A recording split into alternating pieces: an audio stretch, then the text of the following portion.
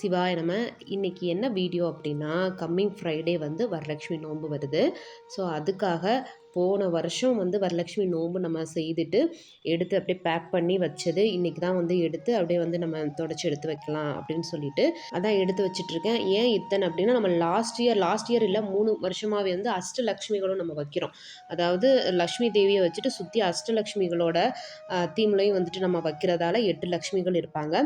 இது வந்து செப்பரேட்டாக வாங்கி இவங்களோட ஜுவல்லெல்லாம் வந்து நான் தனியாக வந்து செப்பரேட்டாக நானே செஞ்சேன். இதுக்கு மேலே அவங்களுக்கு வந்து அந்த ஃபேஸ் வந்து இனிமேல் தான் வைக்கணும்.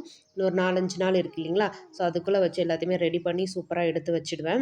2025 வரக்கூடிய வரலட்சுமி நோன்பு 7வது வருஷம். ஏன்னா அம்மா வீட்லேயும் வரலட்சுமி நோன்பு செஞ்சது கிடையாது, மாமியார் வீட்லேயும் செஞ்சது கிடையாது. நான் தான் வந்து இதை ஸ்டார்ட் பண்ணேன். இந்த வருஷம் வந்து எனக்கு 7வது வருஷம் வரலட்சுமி நோன்பு. இது வந்து நான் லாஸ்ட் இயர் பண்ணதையும் இது கூட ஜாயின் பண்ணுறேன், நீங்கள் பாருங்கள். இது வந்து இப்போ நீங்கள் பார்க்குறீங்கல்ல, இது வந்து 2024 நம்ம வீட்டில் செய்த வரலட்சுமி நோன்பு. லக்ஷ்மி தேவி சென்டரில் இருப்பாங்க, சுற்றி வந்து அஷ்டலக்ஷ்மிகள் இருக்காங்க பாருங்கள்.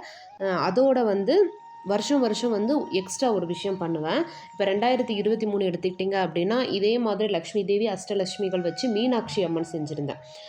இப்போ 2024 வந்து அஷ்டலக்ஷ்மி லக்ஷ்மி தேவியோட சிவன் பார்வதி வந்து எக்ஸ்ட்ரா செஞ்சுருந்தேன். இந்த வருஷம் வந்து முருகன் பண்ணணும் அப்படின்னு ஒரு ஆசை. பட் ஆனால் அந்த முருகனோட அந்த ஃபேஸ் இருக்கு இல்லைங்களா, அந்த இது வந்து கிடைக்கல. தேடினேன், ரொம்ப நாளாக தேடிட்டு இருந்தேன்.